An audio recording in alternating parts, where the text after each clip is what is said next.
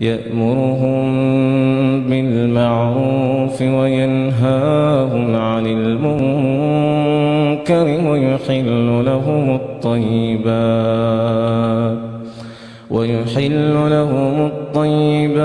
ويحرم عليهم الخبائث ويضع عنهم إصرهم والأغلال التي كانت عليهم فالذين آمنوا به وعزروه ونصروه واتبعوا النور الذي أنزل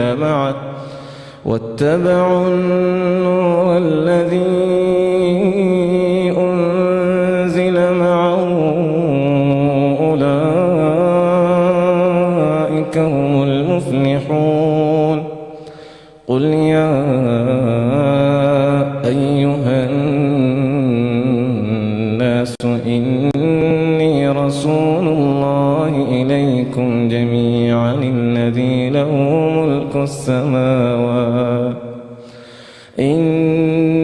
رسول الله إليكم جميعا الذي له ملك السماوات والأرض لا إله إلا هو يحيي ويميت فآمنوا بالله ورسوله النبي الأمي الذي يؤمن بالله وكلماته واتبعوه لعلكم تهتدون ومن قوم موسى أمة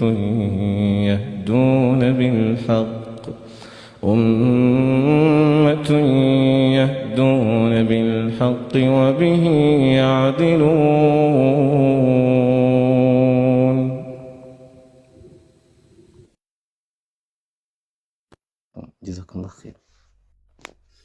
ጀዛኩሙላሁ ኸይረን። እሺ የወንድማችን ጀዛከላህ አላህ ይጠብቅህ። ማሻአላህ ኡስታዙና ተመለስ ኢንሻአላህ።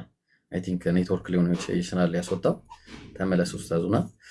ጀዛከላህ ኸይር ቃሪ አላህ ይጠብቅህ ኢንሻአላህ። አሁን ቀጥታ ወደ ፕሮግራማችን ነው የምንገባው። ታብታብ በማድረግ እንዳትዘናጉ፣ ኮፒ ሊንክ በማድረግ እንዳትዘናጉ። አሁን ወደ ትምህርታችን እንገባለን ኢንሻአላህ።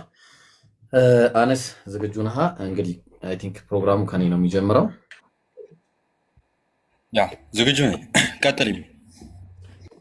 ኸይር ኢንሻአላህ። ቢስሚላህ ወሰላቱ ወሰላሙ ዐላ ረሱሊላህ ሰለላሁ ዐለይሂ ወሰለም። ረቢ ሽረሕ ሊ ሰድሪ ወየሲር ሊ አምሪ ወሕሉል ዑቅደተን ሚን ሊሳኒ የፍቀሁ ቀውሊ። ኢንሻአላህ ቀጥታ ወደ ፕሮግራማችን ነው የምንገባው። እሱም ምንድነው ያው ነቢያችን ሰለላሁ ዐለይሂ ወሰለም መልእክተኛው በባይብል ተጠቅሰዋል የሚል ብቻ ሳይሆን ከነስማቸው ከነባህሪያቶቻቸው ነው እያንዳንዱ ነገር። ኢንሻአላህ እኔ የምጀምረው ትልቅ ህዝብ ወይ ደግሞ ታላቅ ህዝብ ከሚለው ነገር ነው የምጀምረው። እሱም የሚገኘው ኦሪት ዘፍጥረት ምዕራፍ 17 ከቁጥር 1 ጀምሮ ይጀምራል። ምን ይላል መሰላችሁ? በደንብ አዳምጡ። አብርሃምም የ99 ዓመት ሰው በሆነ ጊዜ እግዚአብሔር ለአብርሃም ተገለጠለትና ምን አለው? ኤልሻዳይ ነኝ፣ በፊቴ ተመላለስ፣ በፊቴ ምን አድርግ? ተመላለስ አለው። ፍጹምም ሁን አለው። ቃል ኪዳኔንም በእኔና በአንተ መካከል አድርጋለሁ። እንዳትረሷት እችን ቃል፣ በፊቴ ተመላለስ፣ በፊቴ ኦኬ። ከዛ ምን አለ? ቃል ኪዳኔንም በእኔና በአንተ መካከል አድርጋለሁ፣ እጅግም አበዛሃለሁ አለና ቃል ኪዳኔን ደግሞ ከአንተ ጋር ነው አለው። ኦኬ ጥሩ። ቁጥር 9 ላይ እግዚአብሔርም አብርሃምን አለው ምን አለው? አንተ ደግሞ ቃል ኪዳኔን ትጠብቃለህ፣ ከአንተም በኋላ ዘርህ በትውልዳቸው አለ። ዘርህ ልብ አድርጉ። ዘርህ የአብርሃም ዘር ማለት ነው። ቁጥር 10 ላይ በእኔና በአንተ መካከል ከአንተም በኋላ በዘርህ መካከል የምትጠብቁት ቃል ኪዳኔ ይህ ነው አለ። ምንድነው ቃል ኪዳኑ? እንየው። ከእናንተ ወንድ ሁሉ ምን ያርግ? ይገረዝ። ቃል ኪዳኑ ይሄ ነው። ልብ አድርጉ። ቃል ኪዳኑ ይሄ ነው። በአብርሃም ዘሮች በአጠቃላይ በእስማኤል በኩልም በይስሐቅ በኩልም ያሉ እንዳሉ የመገረዝ የሆነ ቃል ኪዳን ነው የሰጣቸው ማለት ነው። ቁልፈታቸውንም ቁልፈታችሁን ስጋ ትገረዛላችሁ። የቁልፈታችሁን ስጋ በእኔና በእናንተ መካከል ላለውም ቃል ኪዳኔን ምልክት ይሆናል አለ። ከዛ ስለዚህ የ8 ዓመት ልጅ ይገረዛል፣ የ8 ቀን ልጅ ምን ይደረጋል? ይገረዛል ማለት ነው። አሁን ከዚህ በኋላ በደንብ እያዳመጣችሁ ምን ይላል መሰላችሁ? አብርሃምም እግዚአብሔርም አብርሃምን አለው። እንግዲህ ሚስቱን ስለሚስቱ ነገረው። ከዛ ቀጠለና ቁጥር 16 ላይ እባርካታለሁ ደግሞም ከእርሷ ልጅን እሰጥሃለሁ አለው። ምን እሰጥሃለሁ? ልጅ፣ የሚሰጥ ልጅ አለ። ስለዚህ አሁን ከዚህ ከሚሰጠው ልጅ ምን አለ? እባርካታለሁ፣ የአሕዛብም እናት ትሆናለች፣ የአሕዛብም ነገስታት በእሷ ይወጣሉ አለ። አብርሃምን በግንባሩ ወደቀ፣ ሳቀም። ከዛ በልቡ ምን አለ? የ100 ዓመት ሰው በሆኑ ልጅ እንዴት ይኖረዋል አለ። 90 ዓመት የሆናትም ሳራ ትወልዳለችን ብሎ አብርሃምም እግዚአብሔርን ምን አለው? አሁን ልብ አድርጉ፣ ስለ ይስሐቅ ነገረው። የይስሐቅን ጉዳይ እግዚአብሔር እባርከዋለሁ ምናምን ቃል ኪዳኑ ምናምን ነገረው። አሁን አብርሃም ግን የእስማኤልን ጉዳይ ስላላነሳ እግዚአብሔር ምን አረገው? እስማኤል በፊትህ ቢኖር በወደድኩ ነበር አለው። ምን በኖረ? በፊትህ ልብ አድርጉ፣ በፊትህ ቢኖር በወደድኩ ነበረ። እግዚአብሔርን ቅድም ታስታውሱ እንደሆነ በፊቴ ተመላለስ ብሎት ነበረ እግዚአብሔር ማንን? አብርሃምን። ስለዚህ በፊቴ ተመላለስ ማለት ኦቢዲየንት ሁን ማለት ነው፣ ታዛዥ ሁን ማለት ነው። ስለዚህ በፊትህ ቢኖር ወደድኩ ማለት ታዛዥ የሆነ ሰው፣ ታዛዥ የሆነ ህዝብ እንዲሆን ማለት ነው። ማንን? እስማኤልን። ከዛ ምን አለ? እግዚአብሔርም አለ በእውነት ሚስት ሳራ ወንድ ልጅን ትወልዳለች አለው። ስሙንም ይስሐቅ ብላ ትጠራዋለች። ከእርሱ በኋላ ለዘሩም የዘላለም ቃል ኪዳን እንዲኖር ቃል ኪዳንን ከእሱ ጋር አቆማለሁ አለ። ግን ችግሩ አሁን እዚህ ጋር እግዚአብሔርን ለምኖ ነበረ። ምን ብሎ? በፊትህ እንዲኖር በወደድኩ ብሎ ማለት ነው። የዚያን ጊዜ ምን አለ? ስለ እስማኤል ሰምቻለሁ አለው። ምንድን ነው የሰማው ነው ጥያቄው። ፓጋን እንዲሆን ነው የሰማው? ኖ። ምን እንዲሆን ነው? በፊትህ ቢኖር በወደድኩ ነበር አለ። ስለዚህ ያንን ነው የሰማው ማለት። ስለዚህ ታዛዥ ህዝብ እንዲሆን፣ ህግ ያለው ህዝብ፣ በህግ የሚኖር እግዚአብሔርን የሚታዘዝ ህዝብ እንዲሆን ነው ማለት ነው የሰማው። ስለዚህ ስለ እስማኤል ሰምቻለሁ፣ እነሆ ባርኬዋለሁ አለ። መባረክ ብቻ አይደለም ፍሬያማም አደርገዋለሁ። እንዳትረሷት እቺን ኮከብ፣ ፍሬያማም አደርገዋለሁ። ከዛስ እጅግም አበዛዋለሁ። ስለዚህ ማብዛት የሚባለው እዚህ ጋር ተጠቅሷል። 12 አለቆችም ይወልዳል፣ ታላቅም ህዝብ እንዲሆን አደርገዋለሁ አለ። ስለዚህ ታላቅ ህዝብ ማለት ምንድን ነው? እንመጣለን። መጀመሪያ ኦቢዲየንት የሚለው ወይ ደግሞ በፊትህ እንዲኖር በወደድኩ የሚለውን ይኸው ተመልከቱ። ራሺ ምን ብሎ አስቀምጦታል? ዘፍጥረት 17 ላይ ያለውን ቁጥር 18 ላይ ያለውን አስመልክቶ ምን ብሎ አስቀምጧል? ወርሺፕ ሚ ማለት ነው። እሺ እግዚአብሔር ምን የሚያደርግ? ወርሺፕ የሚያደርግ የሚገዛ፣ ኦቤይ የሚያደርግ ማለት ነው። ሶ ይህንን ኮሜንተሪዎችንም ሌሎችንም ብትመለከቱ በተመሳሳይ ሁኔታ ነው ያስቀመጡት። የክርስቲያን ኮሜንተሪ ቤንሰን ኮሜንተሪን ብትመለከቱትም ተመሳሳይ ነው። ስለዚህ አሁን ታላቅ ህዝብ የሚለው ምንድን ነው የሚለውን ደግሞ ላሳያችሁ ማለት። ታላቅ ህዝብ ማለት ለምሳሌ ኦሪት ዘፍጥረት ምዕራፍ 22 ቁጥር 17 ላይ ምን እያለ ይሄኛው ሳይሆን ዘዳግም ምዕራፍ 4 ቁጥር 6 ላይ ጠብቋት አድርጓትም ይህች ስርዓት ሁሉ ሰምተዋል፣ በእውነት ይህ ታላቅ ህዝብ ጠቢብና አስተዋይ ህዝብ ነው በሚሉ በአሕዛብ ፊት ጥበባቸውና ማስተዋላቸው ይህ ነውና አለ። ምን የሆኑ? ይህ ታላቅ ህዝብ አለ። ስለዚህ ይህ ታላቅ ህዝብ ማለት የእግዚአብሔርን ህግ የሚጠብቅ መሆኑን ከዚህ ትረዳላችሁ። ተመልከቱ ቁጥር 7 ላይ አምላካችን እግዚአብሔር በምንጠራው ጊዜ እንደሚቀርበን አምላኩ ወደ እርሱ የቀረበ ታላቅ ህዝብ ማን ነው? ስለዚህ አምላኩ የሚቀርበው ምን ይባላል? ታላቅ ህዝብ ይባላል ማለት ነው።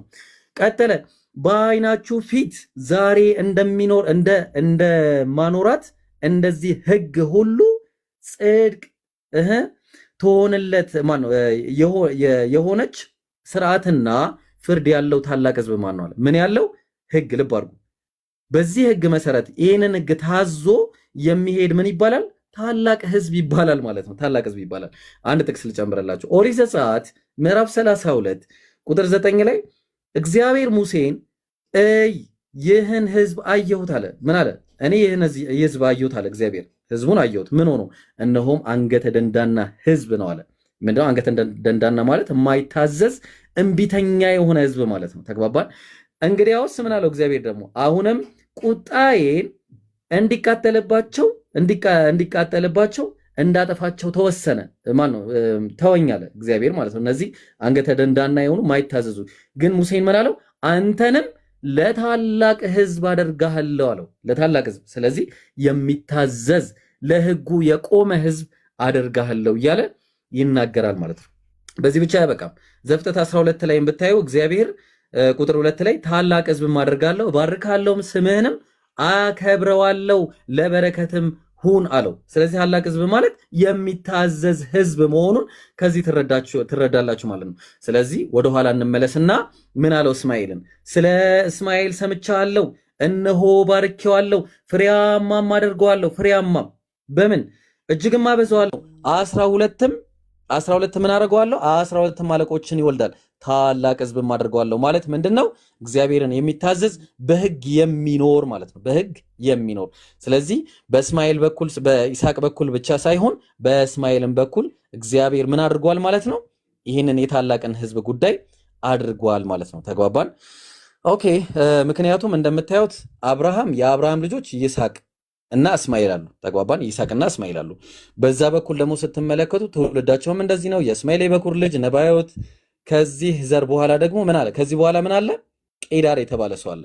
ኢንሻአላህ በኋላ የምንመለስበት ይሆናል። ስለዚህ የመጀመሪያ ታላቅ ሕዝብ የሚለውን በዚህ ከተመለከታችሁልኝ ኢንሻአላህ አንድ ደግሞ የምናየው ነገር ይኖራል ማለት ነው። አንደኛው የምናየው ምንድነው? ዮሐንስ ወንጌል ምዕራፍ 1 ቁጥር ከ20 ይጀምራል። ዮሐንስ ወንጌል ምዕራፍ 1 ከቁጥር 20 መሰከረም አልካደም ማ መጥምቁ ዮሐንስ። ተግባባን? መጥምቁ ዮሐንስ አይሁዶች የሚጠብቁት 3 ፐርሰኖች አሉ። እነዛ የሚጠብቋቸው 3 ፐርሰኖች እንግዲህ እየጠየቁት ነው። ማንን ነው? መጥምቁ ዮሐንስን። መሰከረም አልካደም መጥምቁ ዮሐንስ እኔ ክርስቶስ አይደለሁም አለ። ማን አይደለሁም? ክርስቶስ አይደለሁም። እሺ ጥሩ፣ አንድ ያዘን። ከዛ መሰከረ። እንኪያስ አንተ ማን? ኤልያስ ነህን አሉት። ሁለተኛ ጥያቄ ብለው ጠየቁት። አይደለሁም አለ። ታዲያ ከዛ ቀጠለ። ነብዩ ነህን?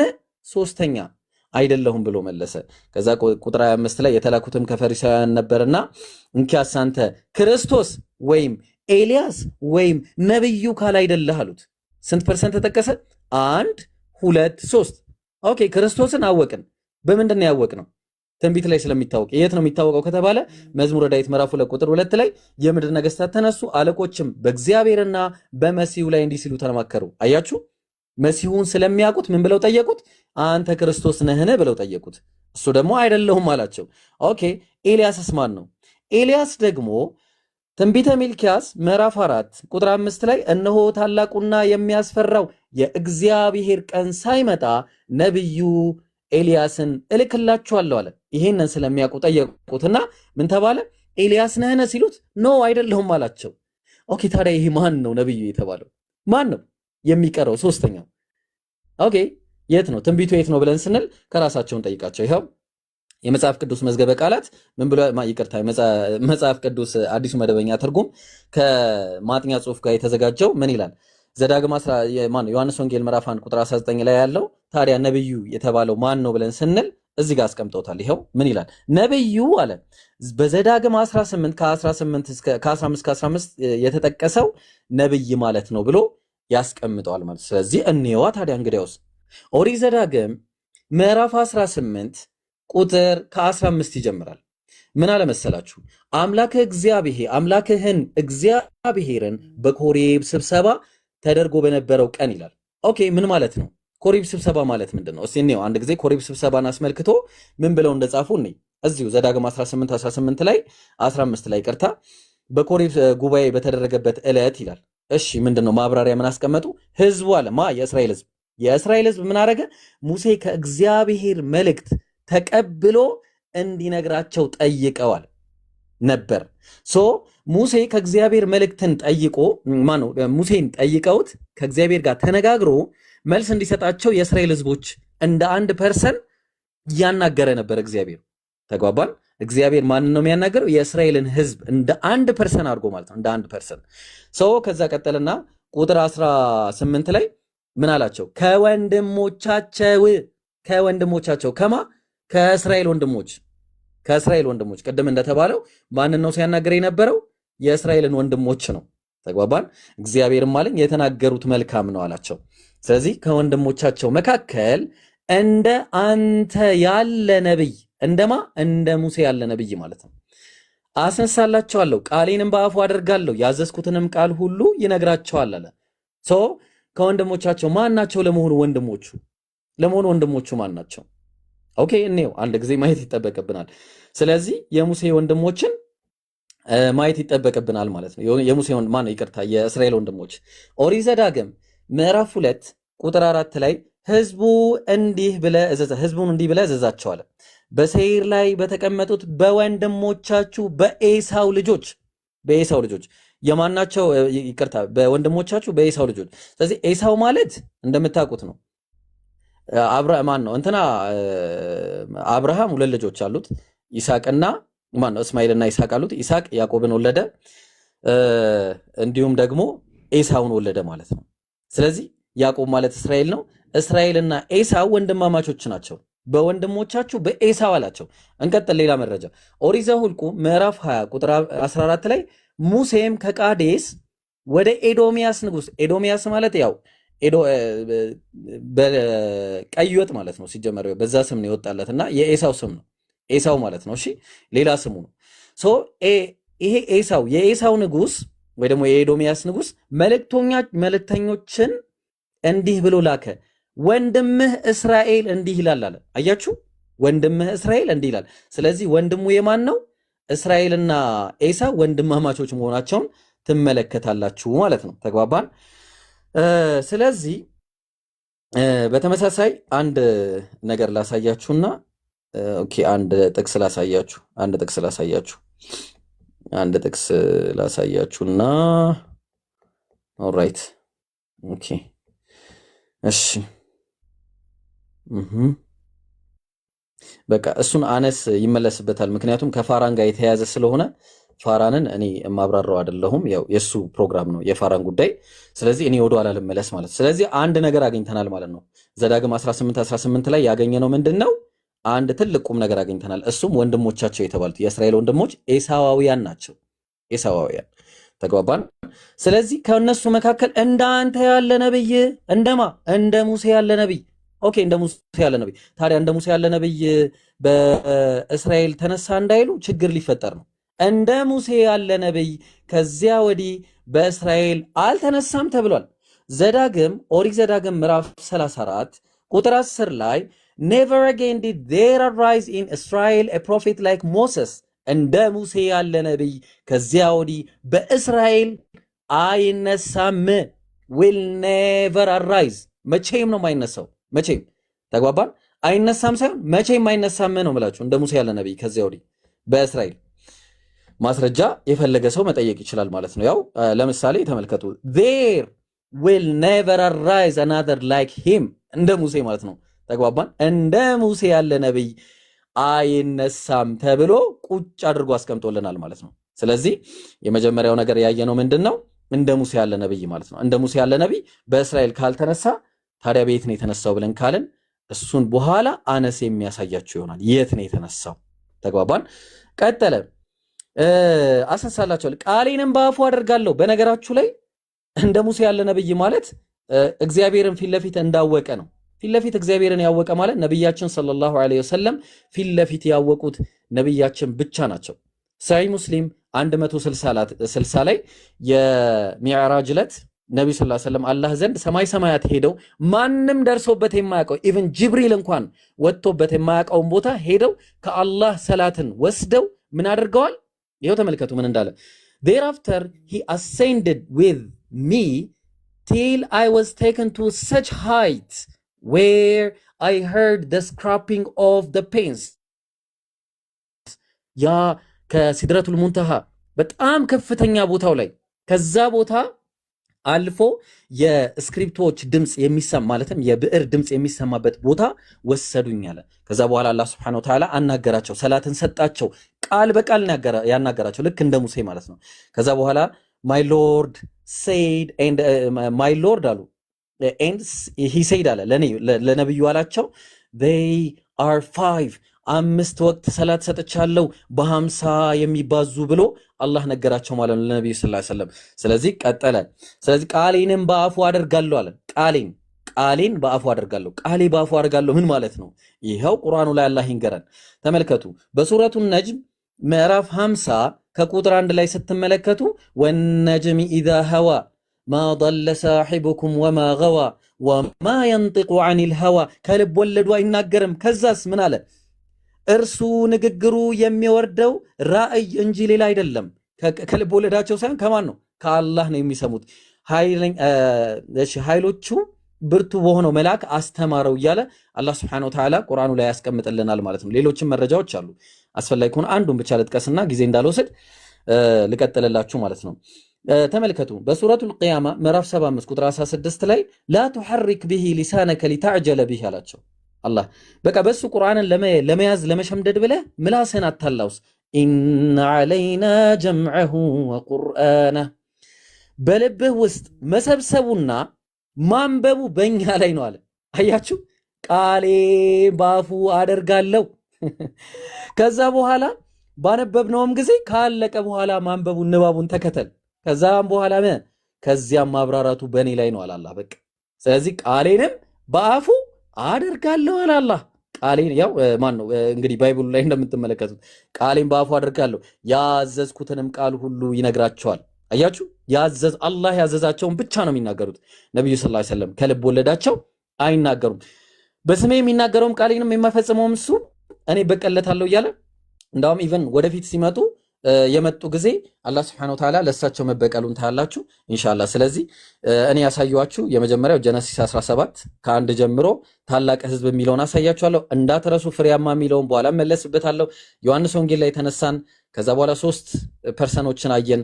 አንደኛው ፐርሰን ዘዳግም 18 ላይ አየን። ወንድሞቼ የሚለውን አየን። ኢንሻአላህ አሁን ደግሞ የአነስ ተራ ነው። አነስ ወንድሜ መቀጠል ትችላለህ። ኦኬ ድምጼ ይሰማል አይደል? በደንብ ኦኬ ቢስሚላህ ሰላቱ ወሰላሙ አላ ረሱሊላህ ሰለላሁ ዐለይሂ ወሰለም። ሁላችንም ይህንን መርሃ ግብር የምትከታተሉትን አሰላሙ አለይኩም ወራህመቱላሂ ወበረካቱ፣ እንዲሁም ክርስቲያን ወገኖች ካላችሁ ሰላም ብያለሁ ማለት ነው። ኢንሻአላህ ያ ስትጠብቁት የነበረው ፕሮግራም መርሃ ግብር ጀምሯል። እነሆ ማለት ነው ፕሮግራሙ ጀምሯል። ኤቭሪዋን ሁላችሁም ኖት እየያዛችሁ እንደምትማሩበት ተስፋ አደርጋለሁ፣ አልጠራጠርም። ቀጥታ ወደ ፕሮግራማችን እንሄዳለን ማለት ነው። ወደሚይዘው ጥቅስ እንሄዳለን። ያ አንድ ነገር አንስቼ መጀመር ፈልጋለሁ ሲጀምር ፕሮግራሙን ማለት ነው። ምንድነው ማንሳት የምፈልገው የመጀመሪያ ነገር ይሄ እኛ ነብዩ ሰለላሁ ዐለይሂ ወሰለም በመጽሐፍ ቅዱስ ተጠቅሷል ስንል ምንድነው ቤዛችን? መጀመሪያ ስንል ቁርአን ነው። ቅድም ወንድሜ ቀርቶልን ነበር ራሱ አያውን ማለት ነው። ቁርአን ምን እያለ ይናገራል ብለን ስንል አላህ Subhanahu Wa Ta'ala ነብዩ መሐመድ ሰለላሁ ዐለይሂ ወሰለም በቶራና በኢንጂል በቀደምት መጽሐፍ እንደተነገሩ ጌታ አምላካችን በቁርአኑ ላይ አስቀምጦልናል። ለምሳሌ ሱረቱል አንዓም ላይ ብትመለከቱ እነዚያ መጽሐፍን የሰጠናቸው ልጆቻቸውን እንደሚያውቁ ያውቁታል በማለት ይናገራል ቁርአን ማለት ነው። ዛሬ እኛ እስከነ ስማቸው እስከነ መገለጫቸው የምናሳያችሁ ይሆናል ማለት ነው። መጀመሪያ ግን አንድ ነገርን ሁላችሁም እንድታስተውሉ ፈልጋለሁ። አንድ ነገር አይታችሁ እንድታልፉ ፈልጋለሁ። ክርስቲያኖች ፕሮፌሲ ወይንም ትንቢት ብሎ የሚያቀርቡት ምንድን ነው? እኛስ ትንቢት ብለን የምናቀርበው ምንድን ነው? የትኛው ነው የተሻለ የሚለውን መጀመሪያ ተገንዝባችሁ ቀጥታ ወደ ፕሮፌሲ እንሄዳለን ማለት ነው። የመጀመሪያ ነገር ክርስቲያኖች እንደ ትንቢት የሚያቀርቡትን ነገር ብንመለከት በጣም የሚያስቅና ቀልድ ነው። ለምሳሌ ማለት ነው ማቴዎስ ወንጌል ምዕራፍ 2 ላይ የማቴዎስ ጸሐፊ ማለትም ደቀ መዝሙሩ ማቴዎስ ማለት ነው ምን በማለት ይናገራል? እርሱም ተነስቶ ሕፃኑና እናቱን በሌሊት ያዘና ከጌታ ዘንድ በነቢይ ልጄን ከግብፅ ጠራሁት የተባለው እንዲፈጸም አለ። ልጄን ከግብፅ ጠራሁት የተባለው እንዲፈጸም በነቢይ የተነገረው ትንቢት እንዲፈጸም ምን አደረገ? ሕፃኑን ይዞት ሄደ። ሄድሮስ ሕፃናትን እየገደለ ስለነበረ በማለት ማን ነው ይሄንን የሚያስቀምጠው ከተባለ የማቴዎስ ጸሐፊ ማለት ነው። ኤግዛክትሊ ይሄ ትንቢት የት ነው ያለው? ትንቢት ነውስ የት ነው ያለው ከተባለ ሆሴ ምዕራፍ 11 ላይ ነው ያለው። ሆሴ ምዕራፍ 11 ላይ ሄደን ስንመለከተው ግን ተቃራኒ የሆነ ነገር ነው የምናገኘው። ለምሳሌ ምን ይላል? እዛ ጋር ስለ ኢየሱስም አይናገርም፣ ትንቢትም አይደለም። በሚያስቅ ሁኔታ ማለት ነው እስራኤል ሕፃን በነበረ ጊዜ ወደድኩት ይላል። ዋት ሰውየው እኮ ቅድም የማቴዎስ ጸሐፊ ለኢየሱስ ነው እያለን ነው። እኛ ግን ሆሴ ጋር ስንሄድ እስራኤል ሕፃን በነበረ ጊዜ ወደድኩት ይላል። ልጄንም ከግብፅ ጠራሁት ይላል። እሱ የጠቀሰው ቺን ፍሬዝ ብቻ ነው የጠቀሰው፣ ልጄን ከግብፅ ጠራሁት የሚለው ከላይ ያለውን ከስር ያለውን በመዝለል ማለት ነው። አብዝቼ ብጠራቸው አጥብቆ ከፊቴ ራቁ። ዋት ኢየሱስ ሲጠራ ከእግዚአብሔር ፊት የራቀ ነበረን? ከዛ በኋላስ ለበዓልም ይሰዋ ነበረ፣ ለጣዖት ይሰዋ ነበረ ኢየሱስ ክርስቶስ። ኢቭን ጣዖት አምላኪ ድረስ ያደርጉታል ማለት ነው። ክርስቲያኖች ፕሮፌሲ ትንቢት ብሎ የሚያቀርቡት ነገር ይሄንን ነው ጋይዝ። ይሄንን ነው ትንቢት ብለው የሚያቀርቡት። ታዲያ እኛ ሙስሊሞች ከዚህ የተሻለ ነገር ማቅረብ እንችላለን? አዎ ማቅረብ እንችላለን። አዎ ማቅረብ እንችላለን። ኢብራሂም አንድ ሁለቱን አቅርቦላቸዋል። ተራ በተራ ኢንሻአላህ አብዛኞቹን ዛሬ የምንመለከት ይሆናል ማለት ነው። ከየትኛው እንጀምራለን ከተባለ ዘዳግም ምዕራፍ 33 ላይ ትልቅ ትንቢት እናገኛለን። ዲትሮኖሚ 33:2 ላይ ማለት ነው። ዘዳግም ምዕራፍ 33 ቁጥር 2 ላይ እግዚአብሔር ከሲና መጣ አለ፣ በሴርም ተገለጠ፣ ከፋራን ተራራ አበረራላቸው፣ ከአላፋትም ቅዱሳኑ መጣ፣ በስተቀኙም የእሳት ሕግ ነበረላቸው ይላል። እዚህ ጋር እንድታስተውሉት የምፈልገው 3 ቦታዎች ተጠቅሷል። ሲና፣ ሴይር፣ ፋራን። የት ናቸው? ይህንን ነው ማወቅ ያለብን። ሴይር የት ነች? ሲና የት ነች? ፋራን የት ነች ብለን ስንል ሲና ሙሴ ግልጠተ መለኮትን የተቀበለበት ቦታ ነው። ይሄ ምንም አከራካሪም አይደለም። ሴይር የት ነች ታዲያ? አነስ ኦር ኢብሮ ሴይር የት ነች ትሉ ይሆናል። ኦኬ ሴይር የት ነች ብለን ስንል ስትሮንግ ኮንኮርደንስ ላይ ብንመለከተው ማለት ነው ኦልሶ ኤ ማውንቴን ኢን ጁዳ በማለት ያስቀምጠዋል ማለት ነው። እንደገና እዛው ኮንኮርደንስ ላይ ስትሮንግ ኮንኮርደንስ ላይ ብንመለከተው ኤ ማውንቴን ሬንጅ ኢን ኤዶም ማለት ከዛ በኋላ ስትሮንግ ላይ ብንመለከተው ኢን ፓላስታይን ሴይር አለ። የት ነው የምትገኘው ሴይር ሴይር የት ነው የምትገኘው ከተባለ ፓላስታይን ነው የምትገኘው ማለት ነው። ፓላስታይን ደግሞ እንደምናውቀው ኤዶምና ፓላስታይን ነው የምትገኘው። ፓርት ኦፍ ኤዶምንና ፓርት ኦፍ ፓላስታይንን የምትይዝ ነው ማለት ነው። ፓላስታይንና ኤዶም ደግሞ እንደምናውቀው ኢየሱስ ክርስቶስ የነበረበት ቦታና ግልጠተ መለኮትን የተቀበለበት ቦታ ነው። አሁን አንድ ቦታ ይቀርናል። ይህም ቦታ ምንድነው? ፋራን የት ነች? ያጀማ ፋራን የት ነች? ኦኬ ሁላችሁም ልጠይቁት የሚገባው ጥያቄ ነው ራሳችሁን ማለት ነው። መጀመሪያ ወደ መልሱ መሄድ በፊት ፋራን የት ነች? ፋራን የት ነች ብለን ስንል ፋራን አረቢያ ነች። ፋራን አረቢያ ነች። ይህንንም ለምሳሌ ስትሮንግ ኮንኮርደንስ ላይ ጄምስ ስትሮንግ ብንመለከተው ምን በማለት ያስቀምጠዋል? ፋራን ዴዘርት ኦፍ አረቢያ አለ፣ የአረቢያ ምድረ በዳ በማለት ያስቀምጠዋል ማለት ነው። ክርስቲያኖች ብዙ ጊዜ ለዘመናት ሲዋሹበት የነበረው ጥቅስ ነው ባይዜ ማለት ነው። ፋራን አረቢያ አይደለችም እያሉ ሲዋሹበት ነበረ። ነገር ግን ቃል በቃል የነርሱ ምሁራን ራሱ እንደሚያስቀምጡት ፋራን አረቢያ ነች ማለት ነው። ፋራን ምንድን ነች አለ? ዴዘርት ኦፍ አረቢያ በማለት ያስቀምጣል። እንዲሁም ደግሞ አደም ክላርክ የተባለ ምሁር ማለት ነው ምን በማለት ያስቀምጣል? The wilderness of Paran, this is generally allowed to have been a part of the desert belonging to Arabian Petra በማለት ያስቀምጧል።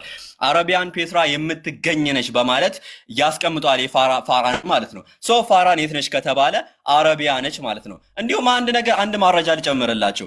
ጀማይሰን ፉሴት ብራውን ኮሜንተሪን ብንመለከተው በ3 ምሁራን የተዘጋጀ አንድ ሰው አይደለም 3 ምሁር ማለት ነው።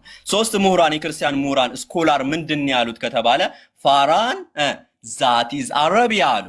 ፋራን የት ነች አለ? አረቢያ በማለት ያስቀምጡታል ማለት ነው። ፋራን አረቢያ ነች ማለት ነው። ኦኬ ከአረቢያ የመጣ ማን ነው? ሜቢ እሺ ከአረቢያ የመጣ ማን ነው የሚል ጥያቄ ጭንቅላታችሁ ውስጥ አስቀምጡ። ሌላስ ተጨማሪ መገለጫ ተሰጥቶናል ወይ ብለን ስንል አዎ ሌላ ተጨማሪ መገለጫ ተሰጥቶናል። ምን ይላል? he come with 10,000 of saints አለ። ከ10,000 ቅዱሳኑ ጋር መጣ አለ። ከ10,000 ቅዱሳኑ ጋር መጣ። ጋይዝ ፔይ አቴንሽን ቱ ዚስ። ከ10,000 ቅዱሳኑ ጋር መጣ አለ። እንደምናውቀው ከአረቢያ ምድር የመጣ ከ10,000 ቅዱሳን ጋር የመጣ አካል ማን ነው ብለን ስንል ከመልእክተኛው ሙሐመድ ሰለላሁ ዐለይሂ ወሰለም ውጪ ማንም አይደለም። ለምሳሌ ነብዩ ሙሐመድ ሰለላሁ ዐለይሂ ወሰለም ከመዲና ወደ መካ በሚያደርጉ ጉዟቸው ላይ ከ10,000 ሰሃቦቻቸው ጋር ነበር ያደረጉት። ለምሳሌ ሰሂህ አል-ቡኻሪ 4276 ላይ ታገኙታላችሁ ሐዲሱን ማለት ነው። the prophet left Medina for Mecca in the company of 10,000 Muslim warriors in the month of Ramadan አለ። ከ10,000 ሰሃቦቻቸው ጋራ ከመዲና ወደ መካ በሚያደርጉ ጉዟቸው ላይ መልእክተኛው ሙሐመድ ሰለላሁ ዐለይሂ ወሰለም ነው ይሄንን ያደረጉት ማለት ነው። ከ10,000 ቅዱሳኑ ጋር ይመጣል እንደተባለው ከ10,000 ቅዱሳን ጋር አይመጡት ነብዩ ሙሐመድ ሰለላሁ ዐለይሂ ወሰለም ናቸው ማለት ነው። ሰሃቦች ቅዱሳን ናቸው። ለምን ከተባለ የፈጣሪን መልእክተኛ የአላህ Subhanahu Wa Ta'ala መልእክተኛ ህይወታቸውን ሰጥቶ ሲጠብቁ የነበሩ አካላት እነዚህ ቅዱሳን ካልተባሉ ማንም ቅዱሳን ሊባል አይችልም ማለት ነው። ሰሃቦች ምንድናቸው? ቅዱስ ናቸው። ከ10,000 ቅዱሳኖቻቸው ጋር የመጡ ከፋራን ከአረቢያ ምድር የመጣ ብቸኛው አካል ነብዩ መሐመድ ሰለላሁ ዐለይሂ ወሰለም ናቸው ማለት ነው። ሌላስ ተጨማሪ መገለጫ አለን ወይ? ተጨማሪ መገለጫ አለን ወይ የሚለውን እንመልከት። አዎ ተጨማሪ መገለጫ አለን። ከዛ በኋላ ምን በማለት ይናገራል? ቀጥሎም from right hand went a fiery law for them አለ። a fiery law የተባለው ምንድነው? a fiery law የተባለው ምንድነው ከተባለ strong concordance ብንመለከተው እዛው ላይ ማለት ነው ምን ይላል? divine law ይላል። ዲቫይን ሎው ዲቫይን ሎው ጊቨን ባይ ጋድ ኦፍ ኮርስ ማለት ነው። ኢብሮ ያሳያችሁ ማለት ነው። ቁርአን ነው፣ ህግ ነው። በአምላክ የተሰጠ ህግ በማለት ነው ያስቀመጠው። በአምላክ የተሰጠ ህግ ደግሞ ቁርአን ነው ማለት ነው። ስለዚህ መልእክተኛው ሙሐመድ ሰለላሁ ዐለይሂ ወሰለም ብቻ ናቸው ይህንን የሚያሟሉት። ከአረቢያ የመጣ ከ10 ሺህ ቅዱሳን ጋር የመጣ ቁርአንን ወይንም ህግን ይዞ የመጣ ብቸኛው አካል ነቢዩ መሐመድ ሰለላሁ ዐለይሂ ወሰለም ናቸው ማለት ነው። ይህንኑ ትንቢት በተመሳሳይ መልኩ ዕንባቆም ላይ እናገኘዋለን። ዕንባቆም ላይ እግዚአብሔር ከቴማን መጣ ካለ በኋላ ቅዱሱም ከፋራን ተራራ ይመጣል አለ። ፋራን የተባለው የት ነው ብለን ቅድም ፊገራት አድርገናል። ፋራን የት ነው ከተባለ ፋራን አረቢያ ነች። ከፋራን የመጣ ከአረቢያ የመጣ ከ10 ሺህ ቅዱሳኑ ጋር የመጣ ህግን ይዞ የመጣ ከ10 ሺህ ሰሃቦች ጋር የመጣ ብቸኛው አካል መልእክተኛው ሙሐመድ ሰለላሁ ዐለይሂ ወሰለም ናቸው። ከእርሳቸው ውጪ ማንም ሰው አልመጣም ማለት ነው። ገና ነው ጋይዝ፣ ገና መጀመሩ ነው ማለት ነው። ገና ከነስማቸው አህመድ፣ ሙሐመድ የትኛውም ሳይቀር የምናሳያቸው ይሆናል። ኢብሮ መቀጠል ትችላለህ። ወሰላሙ አለይኩም ወራህመቱላሂ ወበረካቱ። በድጋሚ እስክንገናኝ ድረስ ወአለይኩም ሰላም ወራህመቱላሂ ወበረካቱ። ዳም በጣም የሚገርም ነው። እሺ ጀዛከላ። ስለዚህ አሁን ቅድም እኔ ተናግሬ የነበረውን ነገር ከወንድሞቻቸው መካከል እንዳንተ ያለ ነብይ አስነሳላቸዋለሁ ብሎ ሲል ከየት ነው የሚነሳው ማለት ነው? ከፋራን መሆኑን አያችሁ። ወንድሞቻቸው የት ነው የሚገኙት? ቴማን ማለትም በማን በኩል እንደሚመጣ እስቲ አንድ ጊዜ እሱን አንድ ጊዜ ላሳያችሁና ቴማን የማን ልጅ ነው ማን የማን ልጅ ነው የሚለውን አንድ ጊዜ ላሳያችሁ ከይቅርታ ጋር ማለት ነው። እሺ እሱን ላሳያችሁና እመለሳለሁ። ወደ ሶንግ ኦፍ ሰለሞን እመጣለሁ ኢንሻአላህ። አንድ በጣም የሚገርም ንግግር አለ፣ ተመልከቱ። መጽሐፈ ዜና አንደኛ ዜና ምዕራፍ 1 ከቁጥር 1 ጀምሮ እንዲህ ይላል። ቁጥር 28 ላይ የአብርሃምም ልጆች ይስሐቅና እስማኤል። ከዛ በኋላ የእስማኤል ልጅ የመጀመሪያ ልጁ ቄዳር ነው ተብሏል። ኦኬ ቀጠልን። የአብርሃም ገረድ ደግሞ የወለደችው የኬጡራ ልጆች ደግሞ አሉ። አሁን አብርሃምም ይስሐቅን ወለደ። የይስሐቅም ልጆች ማን ነው? ኤሳውና እስራኤል። ይስሐቅና እስራኤል ማን ነው? ኤሳውና እስራኤል ነበሩ። አሁን ከዚህ ከኤሳው ደግሞ የሚወለድ ሌላ ሰው አለ። የኤሳው ልጆች አልፋዝ፣ ራጉኤል፣ የኡስ፣ የዕላም፣ ቆሬ እያለ ይናገራል። ስለዚህ አሁን ደግሞ ከዚህ ከኤሳው የሚመጣ አንድ ሰው አለ። የኤልፋዝ ልጆች፣ ያው የኤሳው ልጅ ነው ኤልፋዝ የተባለው። ስለዚህ ከሱ ማን ይመጣል? ቴማን የሚባል ሰው አለ። ተግባባን? ቅድም አነስ ያሳያችሁ ምንድነው? እግዚአብሔር ከቴማን ቅዱሱም ከፋራን ተራራ ይመጣል ብሎ ያላችሁ ማን ነው? ቴማን ከዚህ ማን ነው? ከኤሳው ልጆች የሚመጣ ቴማን የተባለ አለ ማለት ነው። ያ ቴማን የት ነው ብለን ካልን መዲና የምትገኘዋ ከተማ ነች ማለት ነው። በዛ በኩል ነው የሚመጣው። ስለዚህ ነቢያችን ሰለላሁ ዐለይሂ ወሰለም ያ ቅዱሱም ከፋራን ማን ነው? ፋራን ተራራ ቅዱሱም እግዚአብሔር ከቴማን ቅዱሱም ከፋራን ተራራ ይመጣል የተባለው ይሄ ነው ማለት ነው። ሌላ ሰርፕራይዝ እንስጣችሁ እስቲ። ሌላ ሶንግ ኦፍ ሰለሞን ማለት መኃልየ ዘሰለሞን ምዕራፍ 5 ቁጥር ከ10 ይጀምራል። እስቲ እንጀምረው። ውዴ ነጭና ቀይ ነው አለ። ኦኬ ማን ነው ለመሆኑ ነጭና ቀይ? እናየዋለን። ሁሉንም አሳያችኋለሁ። ከእልፍ የተመረጠ ነው አለ። እንዴ ምን ማለት ነው? እስቲ እሱንም እንመጣለን። እልፍ የተመረጠ ነው ማለት ከ10 ሺህ ነው። ከ10 ሺህ the chiefest of thousands ብሎ ነው ያስቀመጠው። ተመልከቱ። he the chiefest among the የታለ? ይኸው እዚህ ጋር ምን አለ? my beloved is white and ruby the chiefest among 10,000 አለ። ከ10 ሺዎች መካከል ይመጣል። ቅድም አነሳሳይቷቸዋል ሐዲስ ላይ እመጣበታለሁ አሁንም። ከዛ his head is the most fine and gold አለ። his locks are bushy and black as a raven አለ። ተመልከቱ። አሁን ልምጣላችሁ እዚህ ጋር ምን እያለ ይናገራል? ነጭና ውዴ ነጭና ቀይ ነው። እስቲ ሐዲሱ ምን አይነት መረጃ አላችሁ ለመሆኑ እናንተ ሙስሊሞች? ምን ነው የምታወሩት? ዝም ብላችሁ ነው የምታወሩት? ኧረ እንየው እስቲ እንየው። ለምሳሌ ከየትኛው ልጀምርላችሁ? ከሚሽካተል ሚስባህ 5786 ላይ ምን ይላል? አልበራ ሰይድ God's messenger alayhi salatu wassalam was of medium height and broad shoulder and with his hair hanging down to lobes of his ears አለ። ከዛ በኋላ he had seen wearing red and robe አለ። እሺ wearing a red robe and had never seen anything more beautiful than him። እንግዲህ ነብዩ ሰለላሁ ዐለይሂ ወሰለም በጣም ያማሩ ቆንጆ መሆናቸውን ይናገራል። ቆይ እመጣላችኋለሁ። ስለ ነብዩ ሰለላሁ ዐለይሂ ወሰለም ጸጉራቸውም የተናገረበት ቦታ ነው ይሄ። የነብዩ ሰለላሁ ዐለይሂ ወሰለም ጸጉር ምን እንደሚመስል ያስቀመጠበት ነው። አንድ ጊዜ ቆይ እሺ፣ መዓዛቸው ስለ መዓዛ የተናገረበት ቦታ አለ። እሱን እመለስላችኋለሁ። Anas said, radiyallahu anhu, God messenger had a clear complexion. His sweat was like pillars, peerless. And when he walked, ዋናው ቦታ ልሂድላችሁ። he said, እሺ ምን አለ? እሺ ቆይ አንድ ጊዜ እሺ ዋናው ቦታ ልምጣላችሁ። እሺ smelt መስክ አለ። ሽታቸው ሚስክ ነው የሚሸተው አለ። እመጣላችኋለሁ፣ እሱንም ወደኋላ መለሳለሁ። ሽታቸው ምንድነው? ሚስክ ይሸታል። ይሄን የትን ያገኘው 57 87 ላይ ምን ሚሽካት አልሚስባህ ላይ ማለት ነው። ኦኬ አሁንም እንምጣ። በተመሳሳይ መዓዛቸው ነው አሁንም የሚያሳየው። አንድ ጊዜ የነብዩን ሰለላሁ ዐለይሂ ወሰለም ብብታቸው ጋር አስጠግተውኝ አለ። ወደ ብብታቸው ሲያስጠጉኝ ምን ይሸታሉ አለ? ሚስለ ሪህል ሚስክ የሚስክ ሽታን ነው የያዙት አለ። በተመሳሳይ ሰሂህ ሙስሊም 2339 ላይ ተመሳሳይ ምን አለ? this means broad face ፊታቸው ሎንግ ትልቅ ፊት እንዳላቸው ይናገራል። ትልቅ ጭንቅላት ማለት ነው። እንደገና ደግሞ አይናቸውም ትልልቅ መሆኑን ይናገራል። ተመልከቱ። he said long in the slit of eyes አለ። the eyes አይናቸው ሰፊና ትልልቅ መሆኑን ይናገራል ማለት ነው። ተግባባናል። እንዲሁም ደግሞ በተመሳሳይ ሁኔታ ሰሂህ ሙስሊም 2331 ኤ ላይ ምን እያለ ይናገራል? that's your sweet which we mix in our perfume አለ። በጣም የሚገርም ሐዲስ ነው። የነብያችን ሰለላሁ ዐለይሂ ወሰለምን ላብ እየወሰዱ ምን ያደርጉ ነበረ? ፍሬግናንት ፐርፊውም ያደርጉት ነበረ። ከዛ የበለጠ ነበር። it becomes the most fragrant perfume። በጣም በሚገርም ሁኔታ ስለ ፈገግታውም ላርጅ ሄድ እንዳላቸው ተመልከቱ። ላርጅ ሄድ አላቸው ነብዩ ሰለላሁ ዐለይሂ ወሰለም። የት ነው ያለው? ሙስነድ አህመድ 946ኛው ሐዲስ ላይ ማለት ነው። ተግባባን። ፊታቸው ትልቅ ነው ምናምን። እሺ ሌላ ትልቅ እሺ፣ ቅድምም ማሳይቻችኋለሁ። አሁን ወደ ባይብሉ ልመለስ። ምን እያለ ይናገራል? ወላሂ ገና ተአምር ነው የምታዩት እዚህ ጥቅስ ላይ ማለት ነው። ውዴ ነጭና ቀይ ነው፣ ከእልፍም የተመረጠ ነው፣ ራሱ ምዝምዝ ወርቅ ነው።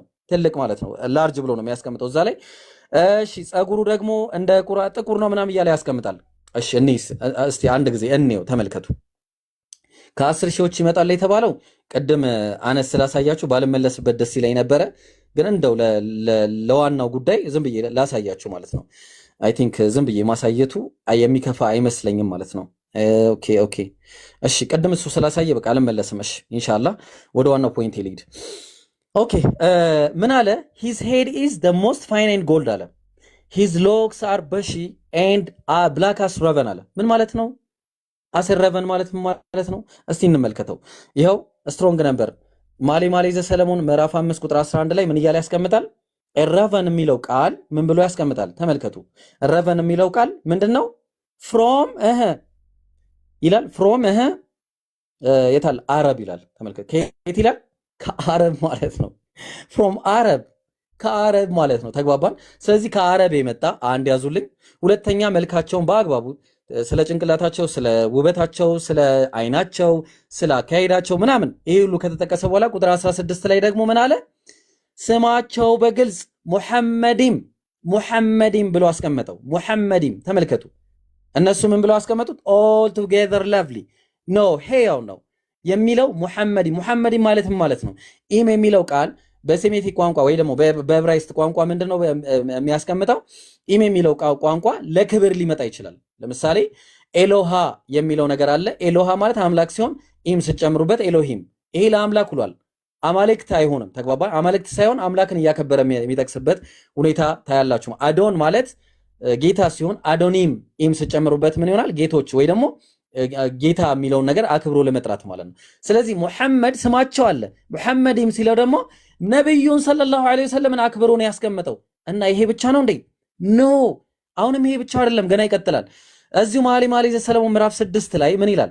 አንቺ በሴቶች ዘንድ የተዋብሽ ሆይ ከአንቺ ጋር እንፈልገው ዘንድ ውድሽ ወዴት ሄደ?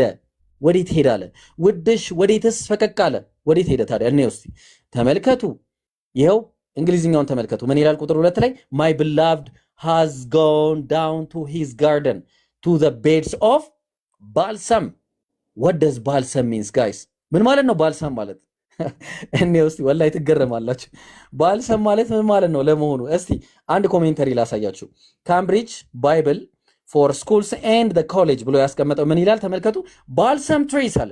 ባልሰም ትሪ፣ እነዚህ የባልሰም ዛፎች አር ሴድ ቱ ላቭ ድራይ ሲቹዌሽንስ፣ በጣም ደረቅ የሆኑ ቦታዎችን ይወዳሉ። ግሮዊንግ ፕሌንቲፉሊ ፎር ኤግዛምፕል፣ በጣም በቃ ተውበው እንዲያድጉ እዛ ቦታ ላይ በቃ የተመረጠ ቦታ ነው። ለምሳሌ ምን አለ? ኢን ዘ አራይድ ቫሊ ኦፍ ዌር፣ መካ፣ መካ ላይ ነው የሚበቅሉበት ቦታ መካ ነው። እሱ ብቻ ነው እንዴ ጋይስ? this is clearly the point of the reference። የቦታው ሪፈረንስ ራሱ የት ነው? it is መካ ጋይስ።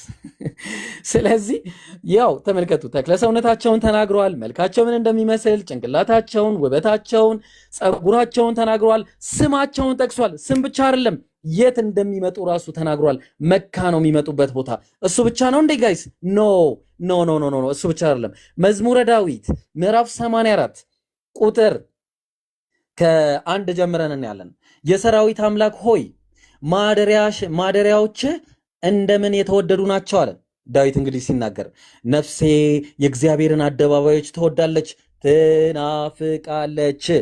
ትናፍቃል። መናፍቅ ምንድን ነው? የሌለን ነገር ነው የሚናፍቀው። ተመልከቱ፣ የሆነ የሚናፍቀው ወደፊት የሚመጣ ፕሮፌሲ አለ ማለት ነው።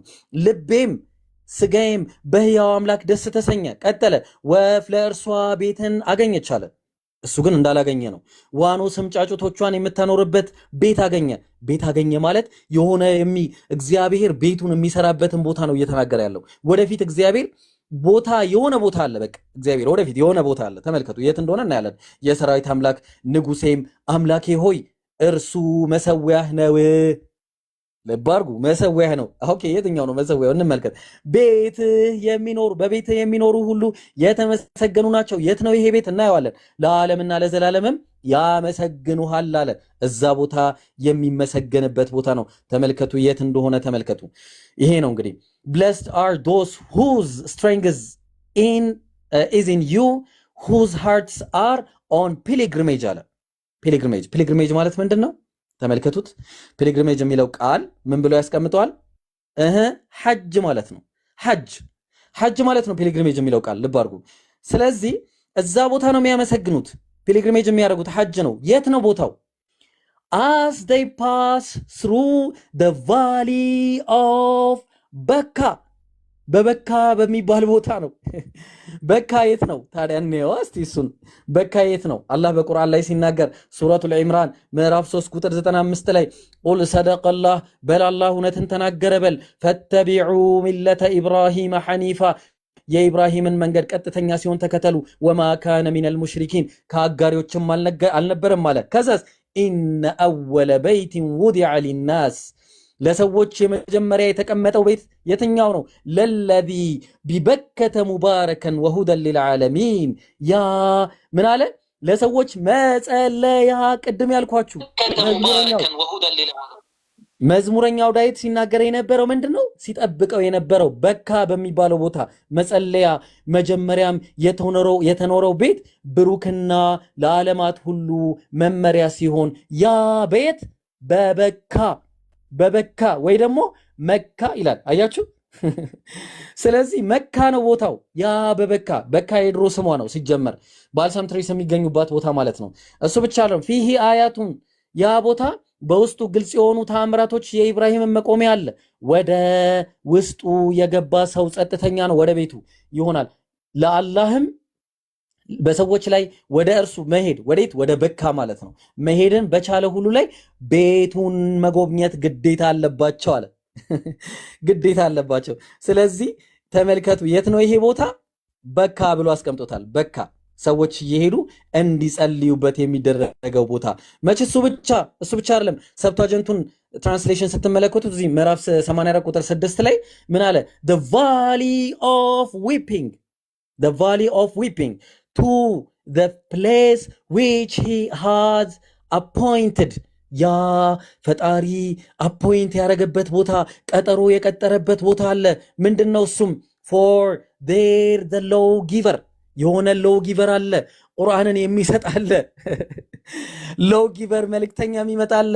ዊል ግራንት ብሌሲንግስ እያለ ይናገራል ማለት ነው። ሱብሃንአላህ። ተመልከቱ እንግዲህ ከዚህ በላይ ምን አይነት ፕሮፌሲ ነው የፈለጋችሁት? ምን አይነት ፕሮፌሲ ማለት ነው? ልብ አድርጎ አንድ ጊዜ ሰመራይዝ ላድርግላችሁ። በመጀመሪያ ስለ መልኩ ተናገረ። ከዛ በኋላ ስሙን ነገረን ሙሐመድ ብሎ አለይሂ ሰላቱ ወሰላም። ሶስተኛ የሚመጣበትን ቦታ መካ ብሎ አስቀመጠልን። እሱ ብቻ ሳይሆን እዛ ቦታ ላይ ሄዶ ፒልግሪሜጅ ወይ ደግሞ ሐጅ እንደሚደረግና ቦታው ደግሞ በካ ተብሎ እንደሚጠራ ቁርአኑንም ሳይሰጥ ቁጭ አድርጎ አስቀምጦልናል። እሱ ብቻ ሳይሆን ደግሞ ምንንም አስቀምጦልናል። ያ የሚመጣው ቅድም አነስ እንዳሳያችሁ የቁርአንን ምን ይዞ ይመጣል? ትእዛዝን ሎው ጊቨር አለ እዛ ቦታ ላይ ማለት ነው። እሱም ማን ነው? ነቢያችን ሰለላሁ ዐለይሂ ወሰለም ካልሆነ ታዲያ who else would be? no one of course። አነስ መቀጠል ትችላለህ።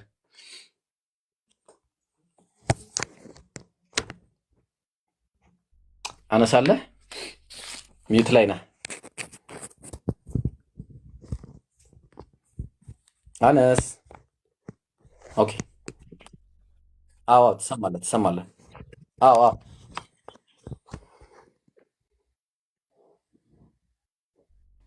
ኦኬ እሺ ቢስሚላ።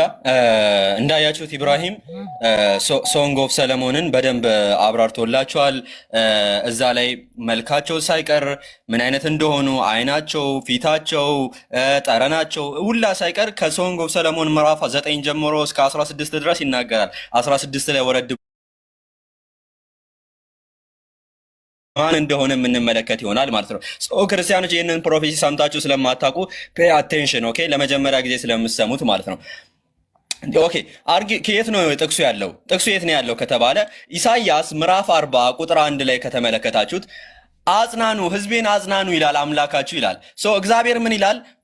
ኮንፈር ማይ ፒፕል እያለ ይናገራል ማለት ነው። ህዝቤን አጽናኑ እያለ እግዚአብሔር ሲናገር ትሰማላችሁ ማለት ነው። ሶ ሪሊ እነዚህ ሰዎች አይሁዳውያን በማን ነው ከባርነት የወጡት? ይሰማል ድምጼ? በደንብ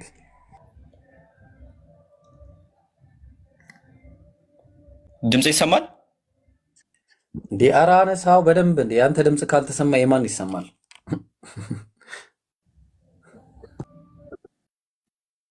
አይ መርሐባ ኦኬ። ወደ ጥቅሱ ስንመለስ ምንድነው አልኳችሁ? እግዚአብሔር ሰከንድ አይዛያ የምንለው ምንድነው ከተባለ እግዚአብሔር ህዝቡን ከባርነት አርነት እንደሚያወጣቸው የሚናገር ነው ማለት ነው። ሶ በማን ነው አርነት ያወጣቸው? አይሁዳውያንን የሚለውን እንመለከታለን ማለት ነው። ሶ ይህንን ትንቢተ ሚልክያስ ምዕራፍ 3 ላይ እንዲህ በማለት ይናገራል። ስለ ሜሴንጀር ኦፍ ዘ ኮቨነንት የሚባለው የቃል ኪዳኑ መልእክተኛ እንዲህ በማለት ይናገራል። እነሆ መልእክተኛዬን እልካለሁ፣ መንገድንም በፊቴ ያስተካክላል። እናንተም የምትፈልጉት ጌታ በድንገት ወደ ቤተ መቅደሱ ይመጣል። he will suddenly come to his temple በማለት ነው ያስቀመጠው። ምን እንግሊዘኛውን ብትመለከቱት ማለት ነው። ሶ እዚህ ጋር አስተውሉ ጋይዝ። በድንገት ወደ ምን ይመጣል? ወደ ቤተ መቅደሱ ይመጣል አለ። በታሪክ ሂስቶሪካሊ የትኛው አካል ነው ወደ ቴምፕል ወደ ቤተ መቅደስ በድንገት የመጣ? ከነቢዩ ሰለላሁ ዐለይሂ ወሰለም ውጪ ማንም አይደለም። ነቢዩ መሐመድ ሰለላሁ ዐለይሂ ወሰለም በኢስራ ወልሚራጅ ጉዟቸው ላይ በድንገት ነው ወደ ቴምፕል የመጡት ማለት ነው። በድንገት ነው ወደ ቤተ መቅደሱ የመጡት።